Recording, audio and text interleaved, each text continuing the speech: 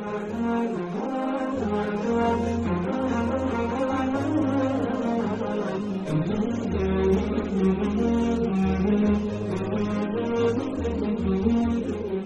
الله الحمد لله والصلاة والسلام الأتمان الأكملان على خير خلق الله محمد بن عبد الله وعلى آله وأصحابه وسلم بعد. نمو gushimira Allah subhanahu wa ta'ala no gusabira amahoro n'imigisha byuzuye kandi bisendereye ko bikwizwa intumwa Muhammadin sallallahu alayhi wa sallama nabiwe n'abasangira ngendo be n'abazakomeza kugerageza kugera ikirenge mu cyabo kuzageza ku munsi w'imperuka. Dusaba Uwiteka Allah subhanahu wa ta'ala kadushyira muri abo ngabo. Bavandimwe, mu isomo ryacu rya gatanu twarebeye hamwe ibijyanye no gutawaza. Tuvuga ku itegeko ryo gutawaza, tuvuga kuri sunan zigize gutawaza, imigenzo y'intumwa y'Imana iri mu gutawaza, tuvuga uburyo batawazamo, tuvuga ibiri itegeko muri byo na bya bindi biri umugereka guturuka ku ntumwa y'Imana Muhammadin sallallahu alayhi wa sallam. Muri ibyo ngibyo, mbere yuko turangiza iri somo, nuko tuvuga ku kindi kintu kiri mu mugereka wo gutawaza, aricyo asiwak, koza mu kanwa no gukora umuswaki. Gukora umuswaki ni sunna z'intumwa y'Imana Muhammadin sallallahu alayhi wa sallam.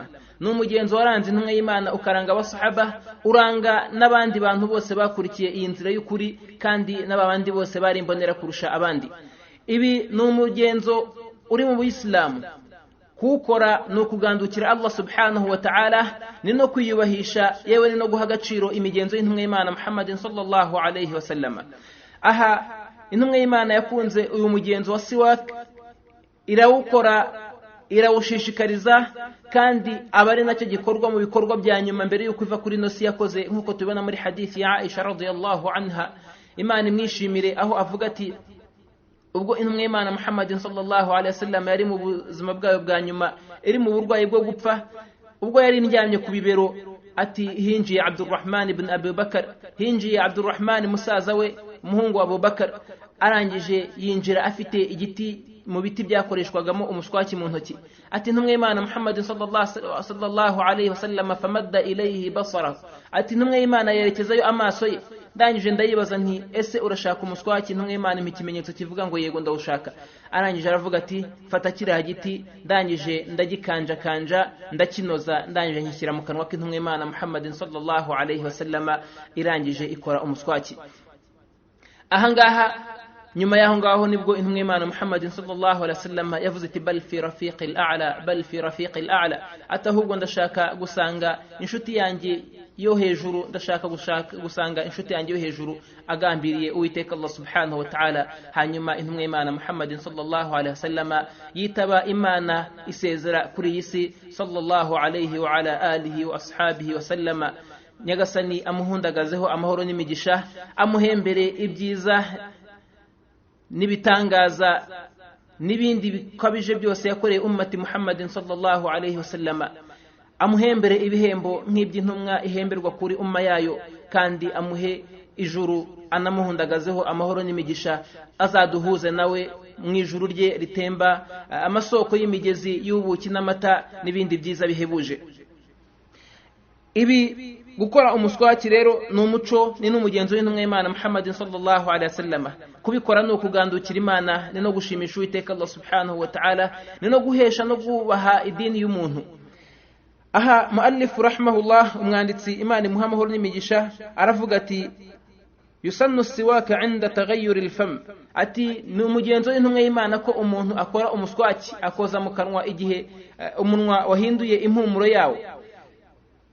Ahangaha ni igihe biba akarusho gukora umuswaki, biba akarusho mu gukundwa mu idini ya Islam yo mu kanwa h'umuntu hahindutse, ariko niyo mu kanwa hatahindutse, ahangaha umuntu koza mu kanwa biba ari itegeko by'umwihariko iyo umuntu agiye muri majami, agiye ahamuhuza n'abantu, cyangwa se agiye kubonana n'abanyacyubahiro, cyangwa se agiye kubonana n'umufasha we, cyangwa se kuganira nawe, no kuganira n'undi muntu uwo ari wese mushobora kuza kuganira mwegeranye ku buryo ashobora kugerwaho n'impumuro ituruka mu kanwa kawe. Ni byiza, ni na sunna z'intumwa y'Imana Muhammadin sallallahu alayhi wasallam ko umuntu agomba kubanza koza mu kanwa, akanatunganya imimerere ye, byaba ari ukoza umubiri cyangwa se mu kanwa, cyangwa gusukura imyambaro kugira ngo uriya muntu bagiye kubonana ataza kwangirika cyangwa se ataza kwinuba bitewe n'imimerere cyangwa se imiterere y'umuntu bagiye kubonana.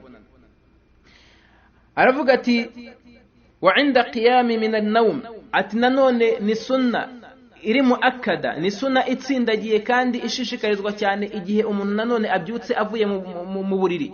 iyo umuntu akangutse muri Islam agomba gukora umuswaki. ibi ngibi ni umuco, ni n'agaciro, ni n'icyubahiro ubuyisilamu bwagiye buha ikiremwa muntu, byaba ari mu gusukura umubiri wacyo, yewe no kurinda ingaruka mbi zishobora kubaho igihe iki kiremwa kititunganyije neza kigiye guhura na bagenzi bacyo.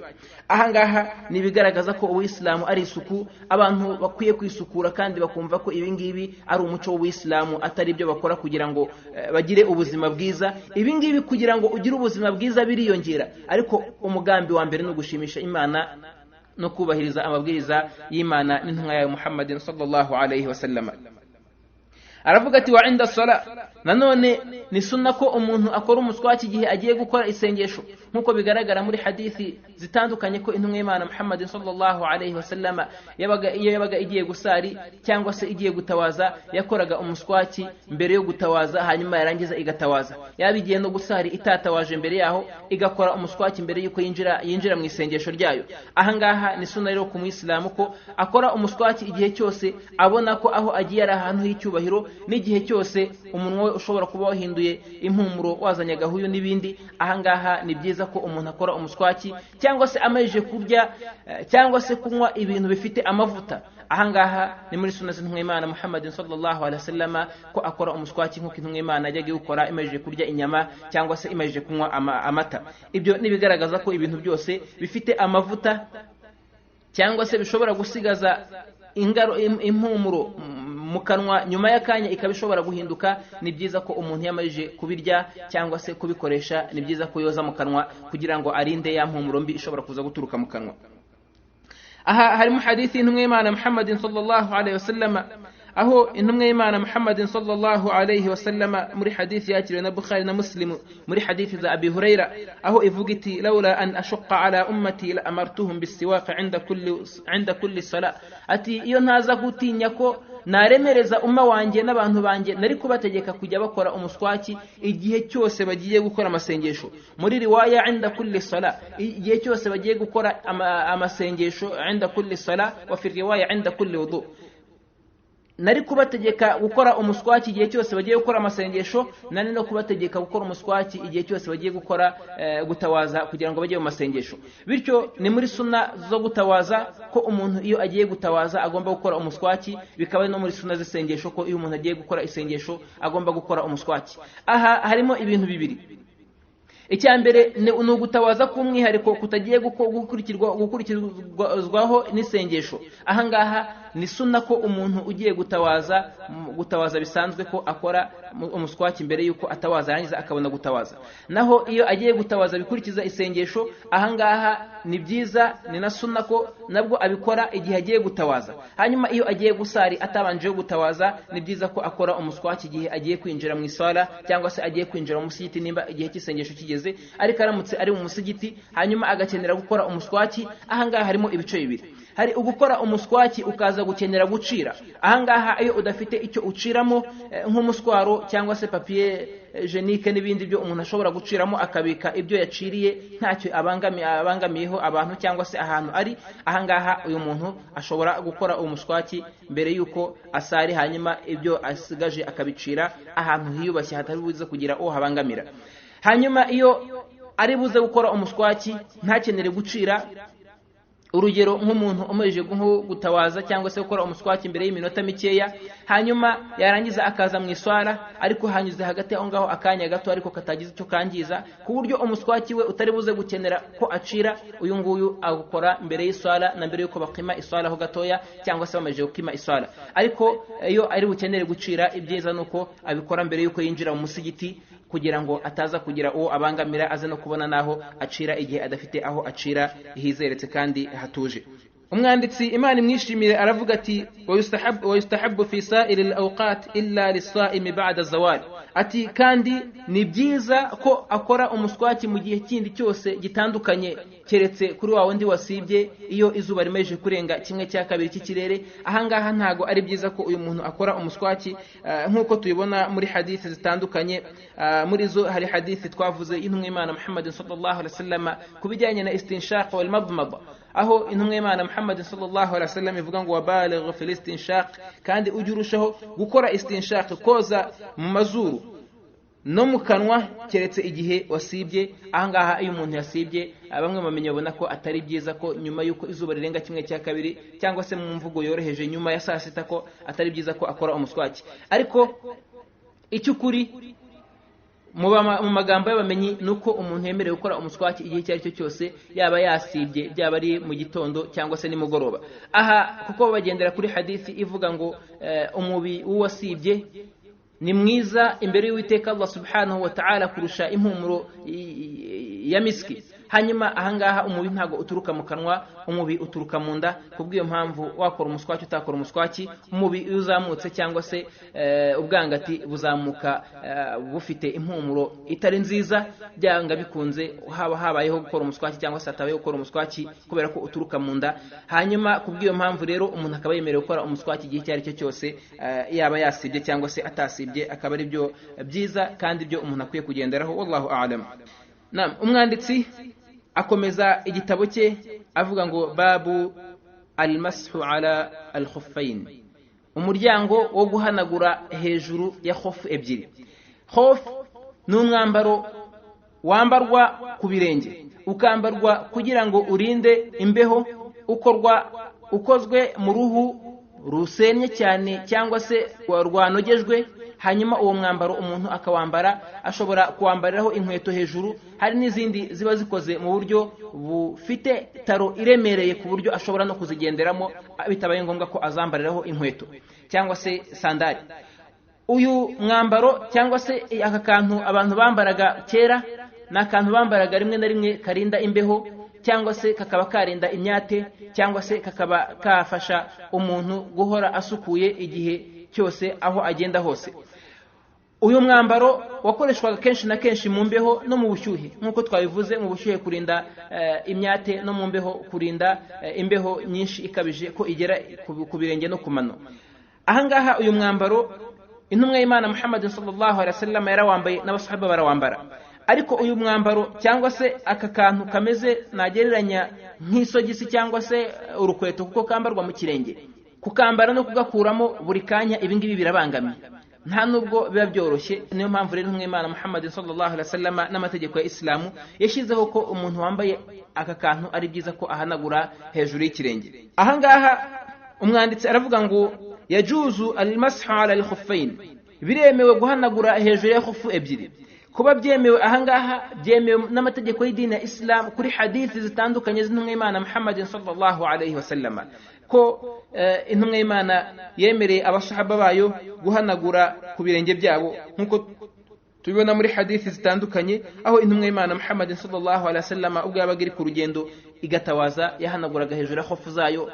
Nkuko nanone tubona muri hadithi z'intumwa y'Imana aho yabaga itari no ku rugendo, nko muri hadithi ya Hudhayfa ibn al-Yaman aho avuga ngo fa'ata nabiy sallallahu alaihi wasallam subata taqawm, ko intumwa y'Imana Muhammad sallallahu alaihi wasallam yaje ikajya ku ngaranti ikihagarika, nyuma yo kwihagarika iratawaza, hanyuma irangije ihanagura hejuru y'ibirenge. No muri hadithi ya Mughira ibn Shu'ba kubijyanye n'urugendo rw'intumwa y'Imana Muhammad sallallahu alaihi wasallam aravuga ngo fa ahwaytu al-anza khuffayn, ubwo intumwa y'Imana yatawazaga ati namanutse ngira ngo nyikuremo khofu zayo kugira ngo ikarabye ibirenge.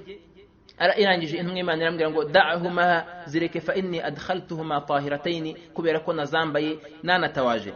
Arangije aravuga ngo famasaha alayhima, arangije arazihanagura aho kugira ngo azikuremo ngo akarabye ibirenge. Ibyo rero bikagaragaza ko khofu ari itegeko cyangwa se byemewe muri Islam, ko umuntu azihanagura ariko atari ku buryo bw'itegeko, ahubwo ari uburyo bwo kuba byemewe. Bityo umuntu wambaye khofu ntago asabwa gukuramo khofu kugira ngo akarabye ibirenge mu gihe cyo gutawaza, ahubwo ahanagura hejuru yazo. Aha muri uyu muryango rero turi buze kuvuga n'ibindi bijyana na khofu cyangwa se biri muri uwo muryango wa khofu umuntu ashobora guhanaguraho igihe cyo gutawaza.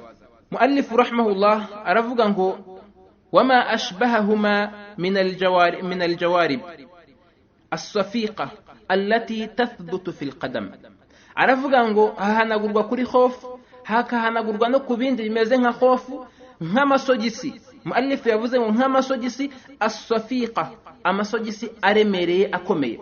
Ahangaha isogisi rikomeye abamenyi bavuga ko ari rya rindi ryo umuntu atarebaho ngabone uruhu rw'ikirenge. Ni ukuvuga ngo umuntu niba urugero ari inzobe ukaba utareba kuri ra sogisi ngo ubone ubuyobe bw'ikirenge cye muri ra sogisi, cyangwa se niba ari igikara ukaba utarebera muri ra sogisi ngo ubone uruhu rwe. Hanyuma icya kabiri bakavuga bati igomba kuba ari rya sogisi utahanagura ngo amazi ahite yinjiramo agere ku kirenge imbere. Iyo ari sogisi ushobora kubonamo uruhu rw'ikirenge cyangwa se wakoraho intoki zibobejwe amazi agahita yinjira ku kirenge no ku mubiri. Ahangaha abamenya babona ko izi ngizi zikurwamo, aya masogisi akurwamo hanyuma haganagurwa. Ariko amasogisi aremereye aya ngaya muallif rahimahullah abona ko, cyangwa se n'abamenyi babona ko aya masogisi agomba guhanagurwa. Harimo na hadithi turi buze kuzibona insha Allah, cyangwa se turazivugaho.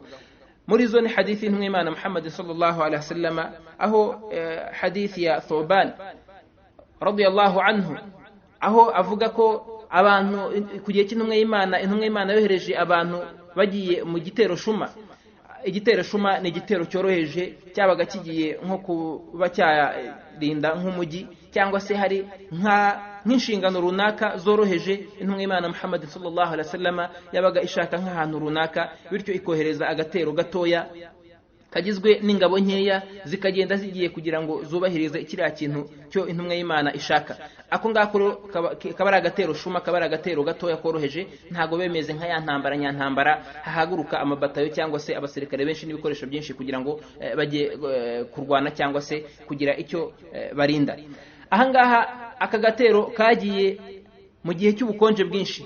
Arangije aravuga ngo falamma raja'u shakaw ila an-nabi sallallahu alaihi wasallam min shiddati al-bard, atibameje kugaruka baje kuregera intumwa y'Imana Muhammad sallallahu alaihi wasallam no kumubwira ko bahuye n'imbeho ikabije cyane. Fa amarahum bi an yamsahu ala khuffayn, arangije intumwa y'Imana ibategeka ko bazajya bahanagura, bajya gutawaza bajye bahanagura kuri khofu ebyiri. No mu yindi riwaya aravuga ngo an yamsahu ala al-asaib, aravuga ati abategeka ko bazajya bahanagura kuri asaibu, aravuga ngo watasakhin, no kuri bya bindi byo babaga biziritseho kugira ngo birinde ubukonje. Atasakhin ubusanzwe tasakhin ni ikintu kimeze nka furari ariko bahambira ku kirenge, cyangwa se tukigeranye na bande bakayihambira ku kirenge, ariko bagambiriye kugira ngo barinde imbeho atari ukubera imvune cyangwa se ikindi. Ahangaha rero ibyo ngibyo bigahanagurwaho, bityo ibyo ngibyo bikaba biri mu rwego rw'amasogisi. No mu yindi hadithi igaragaza ko guhanagura ku masogisi byemewe. Ahangaha asaibu ni biremba, intumwa y'Imana yababwiye ko bazajya bahanagura kuri bya biremba bifunzwe mu buryo ikiremba gifungwamo. Urugero natanga rworoshye kugira ngo abantu babashe kumenya uburyo ikiremba gifungwamo, wenda no uburyo abasudani bafungamo ikiremba, cyangwa se abantu muri Chad no muri bya bihugu bifunga ibiremba. Ni uburyo ikiremba gifungwa kigafunga gitwikiriye umutwe wose, hanyuma cyarangiza kikagira ikintu kimeze nk'umurizo kimanuka ku bitugu cyangwa se kikamanukira ku mugongo. Ubwo nibwo buryo bita al-imama. Iyo niyo bita imama. Naho ibi bitambaro umuntu atwikira gusa, atereka mu mutwe gusa ariko bidafunze umutwe wose, ahangaha ntago byitwa imama, byitwa ayandi mazina nka shimah cyangwa se andi mazina atandukanye. Ahangaha muallif rahimahullah aravuga ngo as-safiqa allati tathbutu fil qadamayn, ni kuri ya masogisi aremereye kandi yayandi ajya mu kirenge agafata, atari ya masogisi ugenda amasogisi akivanamo. Urugero nk'igisogisi gishobora kuba ari kinini cyane hejuru, bityo wagenda kikagwa. Icyo gihe isogisi nk'iri ngiri ntago rihanagurwa. Icya kabiri ni isogisi ritarenze utubumbampore. Iyo isogisi ritarenze utubumbampore, ahangaha ntago byemewe kurihanagura, kubera ko na khofu nanone itarenze utubumbampore, iyi ngiyi ntago ihanagurwa, bityo igomba kurenga utubumbampore ikaba iremereye kandi ikabifashe mu kirenge idashobora kuvaho. Muallif rahimahullah aravuga ngo wal jaramiq allati tujawizu al-ka'bayn fi at-taharati as-sughra, aravuga ngo no guhanagura kuri jaramiqi ni amasogisi cyangwa se n'ibindi byambarwa birebire bishobora no kugera mu mfundiko cyangwa se bikarengaho ariko biturutse mu kirenge, cyangwa se bishobora no gufatana bikazamuka hejuru bikaba nk'igisurubeti ariko umuntu yambarira hejuru hasi kikazamuka gifashe guhera ku maguru bikazamuka bikagera ku mubiri wose, cyangwa se kikarenga impfundiko. Ibi ngibi nibyo bita jaramiq. Ahangaha iyo umuntu yambaye ikintu nk'iki ngiki cyujuje za kondisiyo twavuze, kuba kiremereye, hanyuma ikindi kuba gifashe ku mubiri, hanyuma ikindi akaba yacyambaye afite isuku, turi buze kubibona imbere. Ahangaha uyu muntu agomba guhanagura kuri iki kintu igihe agiye gutawaza. Ntabwo ari ngombwa ko avanamo icyo gisurubeti cyangwa se iryo sogisi cyangwa se ibyo bintu yihambiye agira ngo yirinde imbeho. Muallif rahimahullah aravuga ngo fi taharati sughra, ibi guhanagurwa bikorwa mu gihe cyo gushaka isuku ntoya. Isuku nto ni isuku yo gutawaza. Ntago ari byo ko umuntu ashobora kuba akeneye urugero koga ijanaba ngo hanyuma afate amasogisi ayahanagureho, ahubwo mu gihe cyo koga ijanaba ahangaha uyu muntu abasabwa gukuramo aya masogisi cyangwa se izi khof, hanyuma akagira gute akoza urugingo rusabwa kozwa. Ibi ngibi bigaragara muri hadithi zitandukanye. Muri zo harimo hadithi ya Safwan ibn Asar radiyallahu anhu, Imana imwishimire, aho avuga ati intumwa y'Imana Muhammadin sallallahu alaihi wasallam yadutegekaga ko duhanagura kuri khofu zacu. Aravuga ngo alla nanzi'a khifafana thalathata ayami wa layaliyahunna, ati ntago intumwa y'Imana yategekaga ko tudakuramo cyangwa se ikanadusaba ko tudakuramo khofu zacu igihe turi ku ngendo, igihe kingana n'iminsi 3 n'amajoro yayo, no kuvuga ngo amanywa 3 n'amajoro yayo bihwanye n'iminsi 3. Hanyuma no kuri wawundi wabaga utari ku rugendo akagira gute akabikora ibyo ngibyo amanywa nijoro, no kuvuga ngo amasaha nibura 28 niyo wafatiraho. Hanyuma aravuga ngo wa alla nanzi'a, no kutazikuramo min gha'itin wala bawrin wala nawm walakin min aljanaba, ati kandi intumwa y'Imana Muhammadin sallallahu alayhi wasallama yanadutegekaga ko tutagomba gukuramo izo khofu, kandi ko twemereye guhanagura igihe cyose twagize ubwandu, nk'ubwandu bwo kwituma cyangwa se bwo kwihagarika cyangwa se ubwandu bwo gusinzira, kuko nk'uko twabibonye mu gutawaza nuko iyo umuntu yasinziriye akicura abasabwa gutawaza. Ariko aravuga ngo walakin min aljanaba, ariko iyo twabaga tugiye koga ijanaba twasabwaga kugira gute gukuramo izo khofu tukoza, kandi umubiri wose tukawugezaho amazi nk'uko ari biri muri sunna z'intumwa y'Imana Muhammadin sallallahu alayhi wasallam. Kubw'iyo mpamvu rero guhanagura bigendana na wuzu ntoya, wuzu yo gutawaza. Iyo habayeho impamvu ituma umuntu atawaza yambaye khofu cyangwa se yambaye amasogisi ameze muri ubwo buryo twavuze hejuru, ahangaha uyu muntu ahanagura kuri amasogisi cyangwa se kuri ya khofu, ntago ari ngombwa ko ayikuramo kugira ngo abashe gukarabya ibirenge. Ahangaha ikindi twakongeraho nuko ntago ibi ngibi bijyana no kuba umuntu aremerewe cyangwa se ari ku rugendo cyangwa se afite ubukonje bukabije, ahubwo ibi ngibi bijyana n'ubushake bw'umuntu. Iyo umuntu ari ku rugendo cyangwa se afite uburemererwe mu kuba yakuramo ari amasogisi cyangwa se n'ibindi nko kwihuta n'izindi mpamvu, ahangaha uyu muntu yemerewe guhanagura ku masogisi yujuje biriya byangombwa no kuri khofu, kabone nubwo yaba yewe nta n'ikimwihutisha, nta n'uburemere afite. Ibi ngibi biremewe kuri we, ntago bigombera kuba uyu muntu afite uburemere cyangwa se afite ibibazo kugira ngo ategekwe cyangwa se yemererwe guhanagura kuri khofu cyangwa ku masogisi. Ahangaha muallif rahimahullah aravuga ngo yawman wa laylat lilmuqim, amanywa nijoro kuri wa muntu utari ku rugendo nk'uko twabivuze. Hanyuma wa thalatha lilmusafir, ni minsi 3 kuri wa wundi uri ku rugendo yemerewe kumara atarakuramo khofu ye cyangwa se amasogisi ye, ahubwo ayahanaguraho. Aramutse akeneye kuyakuramo ayakuramo ku bushake bwe no ku yindi mpamvu, ariko atavuze ngo kubera ko ngiye gutawaza ubu ntegetswe gukuramo amasogisi cyangwa se gukuramo khofu igihe twabonye zaba zuje bya bindi bisabwa twavuze. Aravuga ngo min alhadathi ila mithlihi. Ahangaha muallif umwanditsi aragira ngo akwereke igihe umuntu amara noneho yambaye khofu cyangwa se amasogisi, ese cyagiye cy'iminsi 2 cyangwa 3 kibarwa guhera ryari. Icyambere nuko twavuze ko umuntu agomba kuyambara yamaje gutawaza.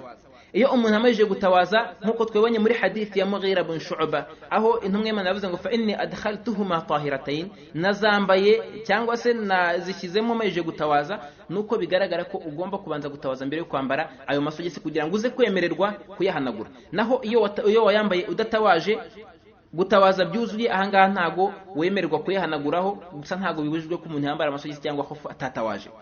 aha ntago bibujijwe, ariko iyo wabikoze ntago wemerewe kuyahanagura, ahubwo ugomba utegekwa kuyakuramo ukarabya ibirenge. Wamara gukarabya ibirenge, ubu ngubu nibwo ushobora kuyambara, noneho ukaza kwemererwa kuyahanagura igihe uri buze kongera gukenera gutabaza nyuma y'aho ngaho.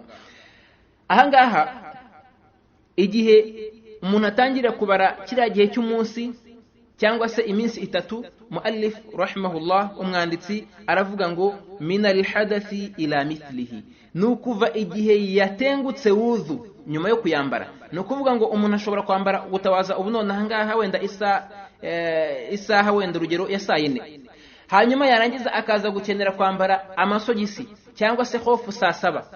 Aramutse akeneye kwambara saa 7 atatengutse wuzuye, ahangaha uyu nguyu aba yambaye hofu ze cyangwa se amasogisi ye afite wudu. Icyo gihe ahangaha ntago bitegetswe ko umuntu ahita yambara amasogisi cyangwa se hofu nyuma ko akimara gutawaza igihe arimo ashaka kuza kuyahanagura hejuru. Icyo ni cyambere. Icya kabiri nuko umuntu ashobora gutawaza, yamara gutawaza agahita yambara amasogisi ye cyangwa se hofu ye, ibi nabyo ntacyo bitwaye. Hanyuma niryaratangira kubara igihe, ahangaha igihe atangira kubara ni igihe ari buze gutengukira wuzu bwa mbere. Igihe ari buze gutengukira wuzu nyuma yo kwambara ziriya hofu, ahangaha nicyo gihe ari buze kubara. Urugero twatanze, twambaye hofu saa 4, tumeje kuzambara nako twatawaje saa 4, nyuma yo gutawaza tuza kwambara hofu mbere yuko dutenguka wuzu, hanyuma wuzu ya mbere igatenguka saa 10 n'igice. Ahangaha nimba wuzu itengutse saa 10 n'igice, ahangaha abamenyi babona ko igihe umuntu atangira kubarira umunsi no guhera ya saa 10 n'igice wuzu yatengukiyeho, kuko ahangaha nibwo bibarwa ko wuzu itengutse. Iyo itengutse ahangaha uri buze kubara noneho amasaha 28 ukoresha umugenzo wo guhanagura umwanya wo gukaraba. Bisobanuye ngo utengutse saa 11 n'igice uzongera kuzikuramo, uzategekwa kuzikuramo ku munsi ukurikiyeho saa 11 n'igice, izo ngizo nyine watengukiyeho wuzu cya gihe igihe wazambaraga. Aravuga ati kubw'ijambo ry'intumwa y'Imana Muhammadin sallallahu alayhi wa sallama, aravuga ngo yamsahu almusafiru 3 ayamin wa layaliyahunna wal muqim yawman wa layla. Ati uri ku rugendo ajya hanagura kuri hofu ze iminsi 3, amanywa 3 n'amajoro yayo, no kuri wa wundi uri utari ku rugendo ajya hanagura amanywa nijoro. Iyi ni hadithi ya Ali ibn Abi Talib radiyallahu anhu mu gitabo cya Bukhari na Muslim rahimahumullah. Muri iyi ariko iyi riwaya akaba ari riwaya ya Muslim by'umwihariko. Ahangaha iyi rero niyo dalili igaragaza igihe cyo umuntu agomba kumara ahanagura kuri hofu. Umwanditsi rahimahullah aravuga ngo wa mata masaha thumma inqadat almudda aw khala'a qablaha batalat taharatuhu. Igihe cyose uyu muntu azaba amajije kurangiza igihe cyo kwambara ziriya hofu, no kuvuga ngo ya saa 11 n'igice cyangwa saa 10 n'igice yazambariyeho yatengukiyeho twavuze, iramutse igeze aw khala'a cyangwa se akazivanamo mbere yuko igihe kirangira, intaqadat taharatuhu, icyo gihe itahara ye iba yangiritse. Kubera iki? Kubera ko ahangaha iyo igihe kirangiye, ahangaha no kuvuga ngo igihe cyo yari yemerewe guhanaguraho kirarangiye, nyuma y'ahangaha arasabwa kuzikuramo no gukaraba kugira ngo yongere agire gute afate wuzu cyangwa se yongere azisubizemo aze gukomeza guhanagura. Icyo ni icyambere. No kuvuga ngo iyo igihe rero kirangiye, ahangaha biba bigaragaje ko ubudahangarwa cyangwa se amategeko yakwemereraga gukora cya kintu ahangaha arahagaze. Kubw'iyo mpamvu uhita wongera ugasubira nk'abandi bantu, bwa burenganzira wahawe igihe cyabwo kirangiye, icyo gihe na yawuze yawe iba irangiye. Ibi ngibi ni nk'urugero twatanga nko kiribwa, urugero kiribwa mu gihe runaka. Iyo igihe ikiribwa cyashyizweho ko kizaribwa kugeza wenda urugero ku itariki 15 wenda z'ukwa 12, ahangaha iyo itariki 15 z'ukwa 12 zigeze muri Islam, nyuma y'aho ngaho kirazira, ni haramu ko umuntu yajya kukirya igihe byizeretswe neza ko bari abantu bashyizeho ziriya tariki ari abantu b'inyangamugayo kandi badashobora gutirisha abantu. Kuko uramutse ukiriye nyuma y'aho ngaho, iyo harimo indwara cyangwa se izindi ngaruka, ahangaha uramutse upfuye ufatwa nk'uwiyahuye. Kubw'iyo mpamvu biba haramu yuko utongera gukoresha kiriya kintu nyuma y'igihe cyagenewe kirangiye. Ni nk'uko nguko hano rero muri hofu, ntago iyo igihe kirangiye uba ugifite wuzu, aho ngaho wuzu yawe iba itengutse. Aha gutenguka wuzu bijyanye n'igihe iyo umuntu yakoze ikintu acyemerewe n'amategeko kubw'impamvu runaka, iyo mpamvu iyo igihe cyayo kirangiye ahangaha iyo mpamvu bivuyeho, nk'uko tuzayibona nitugera muri tayammum, nitugera mu muryango wo gutayamama tuzayibona ko iyo umuntu amajije kubona amazi akiza akabona n'ubwo aba ari mu isengesho, ahangaha igihe cyo gutayamama kiba kirangiye kubera ko watamenye, kubera ko nta mazi ahari, none amazi arabonetse. Ni nk'uko nguko hano muri khofu rero igihe wari wemerewe cyari umunsi umwe ku muntu utari ku rugendo n'iminsi 3 ku muntu uri ku rugendo, iyo icyo gihe kirangiye ahangaha wuzu ibivuyeho. Ahandi ikindi muallif aravuga ngo cyangwa se umuntu aramutse akuyemo iyo khofu, gukuramo khofu ahangaha ubuvanyeho urugingo rwa rufite isuku. Ntago ufite isuku kubera ko wenda witwa ko ari weho, ahubwo no kubera ko iriya khofu yihanaguyeho, nkuko ufite uzu kubera ko watawaje. Iyo rero ukuyeho iriya khofu ni nko gutakaza wuzu wari ufite. Ahangaha rero icyo gihe uyu nguyu nawe abatengutse wuzu abasabwa kongera gutawaza kugira ngo abashe gukora amasengesho ye. Ntago byemewe ko wakuramo khofu ngo wamara kwikuramo uhite woza ibirenge uvuga uti kubera ko ibirenge ari byo byari byasigaye reka mbyuzuze. Ntago byemewe kubera ko twabonye ko mu gutawaza harimo shartu twise muwala, koza urugingo mbere yuko urubanjirije rwumutse. Kubw'iyo mpamvu rero ntago ushobora gufatanya ya wuzu yabanje ngo ifatanye no kuza koza ibirenge kubera ko utari wabyogeje, ahubwo ahangaha wuzu yawe iba irangiye. Umwanditsi rahimahullah aravuga ngo wamamasaha musafiran thumma aqama aw muqiman thumma safara atamma mashan muqim. Aravuga ati wa wundi uzaba ari ku rugendo agahanagura yarangiza urugendo rugahita rurangira. Urugero waruvuye ku rugendo rurerure, waje wemerewe guhanagura iminsi 3, ariko warurangije umunsi wa mbere. Urugendo twavuze urugendo ko ruhera ku birometero 84 kuzamura. Ahangaha niba wari uri ku rugendo wemerewe guhanagura iminsi 3, iyo ukigera iyo wajyaga ahangaha uhita ubara amasaha 28 iyo ukimara kugera iyo wajyaga ugeze imuhira n'urugero. Ni ukuvuga ngo ntago wongera kubara ya minsi 3 y'umugenzi, ahubwo uhita ugaruka ku minsi 3 y'umuntu utari ku rugendo. Bityo uhita ubara igihe watengukiye wuzu ya mbere, iyo usanze amanywa nijoro byararenze ahangaha utegekwa guhita uzikuramo hanyuma ukaza gutawaza bisanzwe. Hanyuma iyo itari yarenga cyagiye kitari cyarenga, icyo gihe uracyuzuza kugira ngo wuzuze amasaha 28 cyangwa se amanywa nijoro, hanyuma ubone gukuramo izo khofu. Hanyuma iyo waruri utaruri ku rugendo ugatangira guhanagura kuri khofu, ugahita ufata urugendo, ahangaha ukomeza kubirangiza n'ubundi nk'umuntu utari ku rugendo, kubera ko hukumu yatangiye utari ku rugendo. Ahangaha bityo ugomba kuyirangiza none nk'umuntu utari ku rugendo. Ahangaha bigaruka kuri hukumu cyangwa se kuri qaida ivuga ngo al-yaqin la yuzalu bishak. Icyo umuntu azi neza ntago agikuraho kubyo ashidikanyaho. Icyo dushidikanyaho ahangaha nuko twemerewe amasaha 28 ngayo nta gushidikanya. Bityo iminsi 3 igomba kuba yujuje ibyangombwa byayo, ari byo kuba wahanaguye uri ku rugendo, hanyuma ukaguma muri urwo rugendo kugeza muri icyo gihe. Hanyuma iyo kondisiyo yo itabonetse, ahangaha rero niyo mpamvu umuntu ahita agaruka kuri bya bindi yemerewe mu gihe cyose, ari byo by'amasaha 28. Ahangaha umwanditsi rahimahullah arakomeza akavuga ngo wayajuzu almashu ala al-imama idha kanat dhat dha'aba. Ati biremewe no guhanagura ku kiremba igihe ari ikiremba gifite umurizo nk'uko twabivuze. Ikiremba gifunze kigafunga gifite umurizo, ahangaha biremewe ko umuntu agihanaguraho. Ariko ahangaha muallif rahimahullah yaravuze ngo satira li jami'i ra's, kigomba kuba gifunze umutwe wose, illa ma jarat al-'ada bikashfi, keretse kuri rwa ruhande rwo bizwi ko ahangaha ikiremba kitahagera. Urugero nk'amatwi abiri cyangwa se imisaya cyangwa se akananwa, ahangaha ni ku mutwe, ariko ntago mu busanzwe ikiremba gifungwa ngo gifungwe n'akananwa cyangwa se n'umunwa, keretse wenda umuntu aramutse ashaka kwikingira wenda nk'ivumbi. Ibyo ngibyo ntago byinjizwa mu mategeko.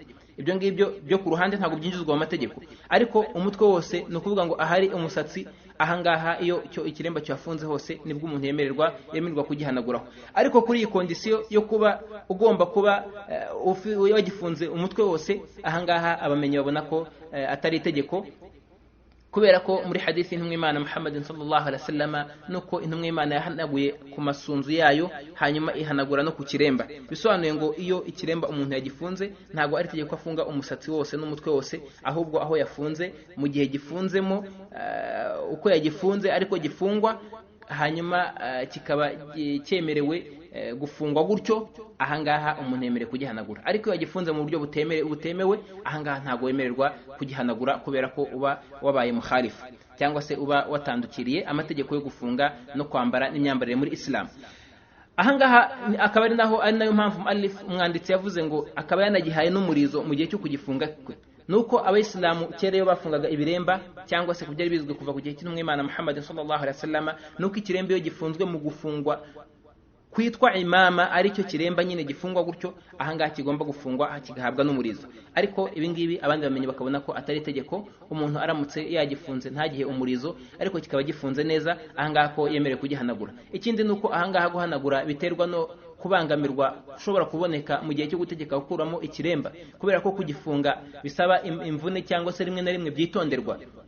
Ahangaha rero ategetswe kugira agifungura buri mwanya, ahangaha ntago byaba byoroshye n'amategeko yaba amugonzeho gatoya. Ahangaha ntago byemewe guhanagura ku ngofero, kubera ko ingofero itagorana kuyikuramo no kuyisubizamo. Ahangaha ikindi nuko ku gihe cy'intumwa y'Imana Muhammad sallallahu alaihi wasallam ingofero zari zihari, ariko ntago byigize bigaragara ko intumwa y'Imana igeze ihanagura ku ngofero, kubw'iyo mpamvu ingofero zo ntago zihanagurwa mu gihe cyo guhanagura mu mutwe. Umwanditsi aravuga ngo wa min shart al-masih, no mu zindi kondisiyo zo guhanagura, ala jami' dhalik, kuri biriya byose, an yalbasahu tahira, nuko agomba kuba yabyambaye bifite yisukuye, taharatan kamila, agomba kuba yabyambaye yatawaje ugutawaza kuzuye. Bisobanuye ngo ntago byemewe ko umuntu ashobora kuba ari gutawaza hanyuma ngo namara koza ikirenge cy'iburyo ahita agishyiramo isogisi rya mbere, hanyuma yoza icy'ibumoso nakirangiza ahita ashyiramo isogisi rya kabiri. Ahangaha ntago aba yujuje kondisiyo, kubera ko asabwa kubanza gutawaza akarangiza ibirenge byombi, uwoze yamara kurangira no kuzura akaba ari bwo yambara ari amasogisi. Aricyo muallifu rahimahullah hano yaragambiriye kuvuga ngo kamila, kuba yatawaje gutawaza kuzuye. Nkuko none twabonye muri hadithi ya Mughira ko intumwa y'Imana yavuze ngo nazambaye majije gutawaza. Ahangaha ijambo majije gutawaza ni ugutawaza kose kuko akabaye, ntago ari ugutawaza ingingo zimwe hanyuma wambare, utawaza izindi ngingo hanyuma wambare, ahubwo ugomba kurangiza gutawaza nkuko gutawaza birangira cyangwa se bizwi uburyo umuntu atawaza akarangiza. Umwanditsi aravuga ngo wayajuzu almashu ala aljabira, kandi biremewe ko umuntu ahanagura ku gipfuko. Aljabira, ibijyanye n'ibipfuko biri amoko atandukanye. Hari igipfuko cya bande kimenyerewe nko ku muntu wagize imvune cyangwa se gutsikira ku rugingo runaka.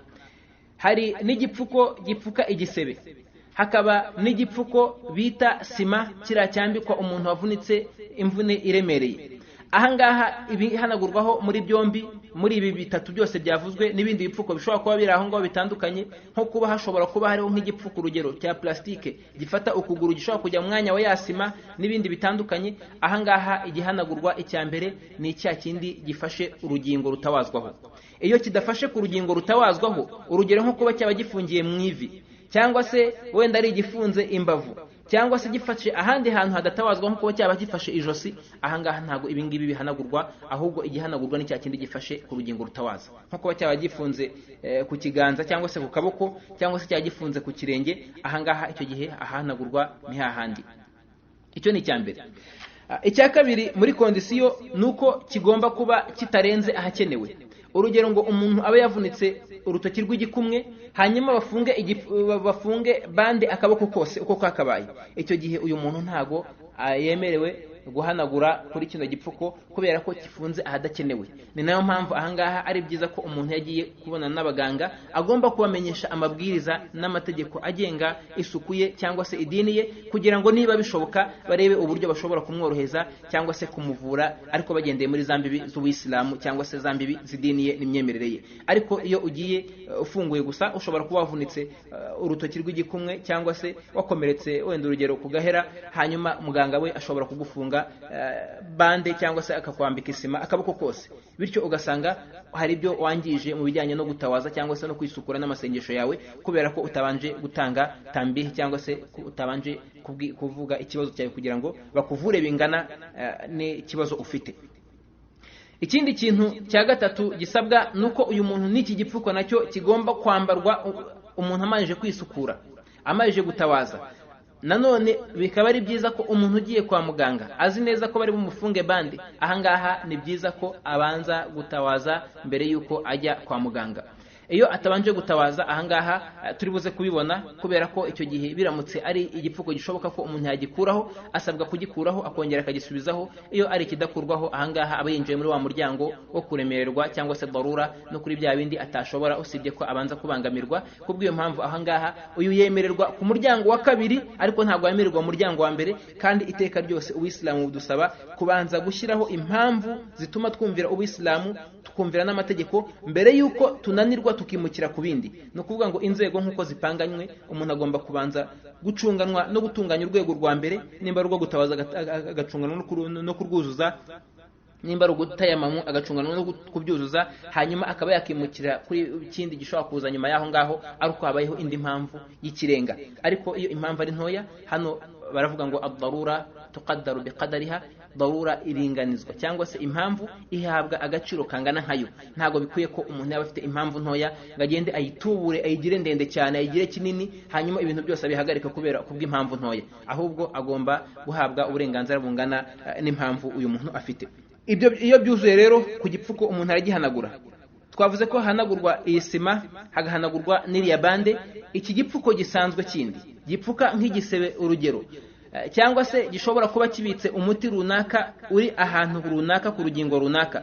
Ahangaha iyo impande z'iki gipfuko hafunguye, ahangaha amazi akaba ntacyo yatwara, ahangaha ni sunna cyangwa se ugomba koza hano hatapfutse, hanyuma wagera kuri cya gipfuko ukanyuzaho akaguboko gusa, usa nkaho uhanagura hejuru yacyo, hanyuma ahasigaye hose ukahoza. Iyo amazi kujya ku mpande zacyo, urugero ari nk'ubushye bwafashe uruhande rumwe, ariko n'ahandi amazi aramutse yegeye igipfuko bishobora guteza izindi ngaruka, ahangaha uyu muntu icyo gihe asabwa guhanagura ku kirenge cyose cyangwa se ukaboko hose cyangwa se kuri rwa rugingo rwose, igihe amazi ashobora kugira icyo yangiza. Umwanditsi rahimahullah aravuga ngo idha lam yata'adda bishaddiha mawdi'a alhaja ila an yahullaha. Aravuga ati igihe cyose umuntu yambaye kiriya gipfuko cyangwa se iriya sima akayambika urugingo bijyanye n'ahakenewe, ahangaha uyu muntu ahanaguraho, hanyuma kuri kijyanye n'igipfuko n'amasima ahangaha ila an yahullaha. Muallif aravuga ngo ni ukugeza igihe azakivaniramo, kubera ko icyo cyambaye kubera impamvu. Kubw'iyo mpamvu uwemereye kucyambara kuzageza igihe impamvu irangiriye. Iki ngiki ntabwo kijyana n'iminsi 3 cyangwa se umunsi umwe ku muntu utari ku rugendo. Hanyuma arangije avuga akantu keza, aravuga ngo warrajulu walmar'atu fi dhalika sawa. Umugabo n'umugore muri aya mategeko twavuze bose barangana. Guhanagura ku masogisi, guhanagura kuri hofu, ku bijyanye n'ibipfuko, ahangaha bose barangana umugabo n'umugore. Amategeko twavuze yose arabareba, kuko ubusanzwe itegeko ritanzwe muri Islam rigahabwa havuzwe igitsina gabo, ahangaha n'igitsina gore kiba kinjiyemo. Ariko iyo bavuze igitsina gore ntabwo igitsina gabo kinjiramo, keretse iyo habonetse indi dalili ikinjizamo. Hanyuma iyo bavuze igitsina gabo ntihaboneke indi dalili ivanamo igitsina gore, ahangaha icyo gihe iyi hukumu iba ireba bose. Ni nk'uko nguko kuri aya mategeko yo guhanagura no gutawaza n'andi menshi atandukanye, ahangaha areba igitsina gabo n'igitsina gore kuri bya nibyo twavuze, amasogisi, hofu, ibipfuko no mu gutayamamu n'ibindi. Aravuga ngo illa anna almar'ata, ati usibye ko umudamu cyangwa se igitsina gore la tamsah ala al-imama, ntago yemererwa guhanagura ku kiremba. Kubera iki? Kubera ko icyambere nuko umugore ntago yambara ikiremba. Aramutse acyambaye icyo gihe aba yisanishije n'abagabo, kandi amategeko y'idini ya Islam yatubujije ko abagore bisanisha n'abagabo bakisanisha n'abagore. Nyagasani intumwa y'Imana Muhammad sallallahu alaihi wasallam aravuga ati la'ana Allahu al-mutashabbihati min an-nisa'i bir-rijali wal-mutashabbihina min ar-rijali bin-nisa. Ati Nyagasani yavumye babagabo bisanisha babagore bisanisha n'abagabo, anavuma babagore bisanisha n'abagabo. Ahangaha ntago ubwuzure n'icyubahiro k'umugabo ari uko atera nk'umugore cyangwa se akitwara nk'abagore. Nta nubwo nanone ubwuzure n'icyubahiro cy'umugore ari uko abateye nk'abagabo cyangwa se akitwara nk'abagabo. Ahangaha nanone twongera kubwira babandi bisanisha n'abagore n'abagore bisanisha n'abagabo, bakumva ko kwitwara kigabo no kubaho kigabo no kuvuga kigabo no kwifata kigabo, cyangwa se abagore bumva ko kubaho kigore no kwitwara kigore no kuvuga kigore no kwifata kigore, ko ibingibi bishobora kuba ari byiza. Ahangaha ibingibi ni naqsu fil khulqi, ni igisebo mu miremekere wa naqsu fil irdi n'igisebo mu cyubahiro wa naqsu fil mujtama'a n'igisebo mu kuba mu mibanire hagati y'abantu n'abandi nta nubwo abagore bakunda abagore bameze nk'abagabo nkuko n'abagabo badakunda abagabo bameze nk'abagore ikindi no kubijyanye n'imibanire ntago umugore ashobora kujya gushaka umugabo ngo ahitemo umugabo uteye nk'umugore cyangwa se umugabo nawe najya gushaka umugore ahitemo umugore uteye nk'abagabo ibi ngibi ni ukugabanya icyubahiro ni no gutesha agaciro ubumuntu bwawe no gutesha agaciro icyubahiro n'umuryango wawe ibi ngibi ntago bikwiye bityo abantu bose bakwiye kwakira igeno ry'Imana bagashimira uko Imana yabaremye bakagerageza kugaragaza ibimenyetso bibahesha icyubahiro kandi bikanabubahisha mu bijyanye n'ubuzima bwabo bwa buri munsi wa ila akhir da'wana alhamdulillahi rabbil alamin subhanakallahumma bihamdika nashhadu an la ilaha illa anta nastaghfiruka wa natubu ilayk wal khatmu sayahwi tawqi'an li khadijah binti salahi li khadijah binti salahi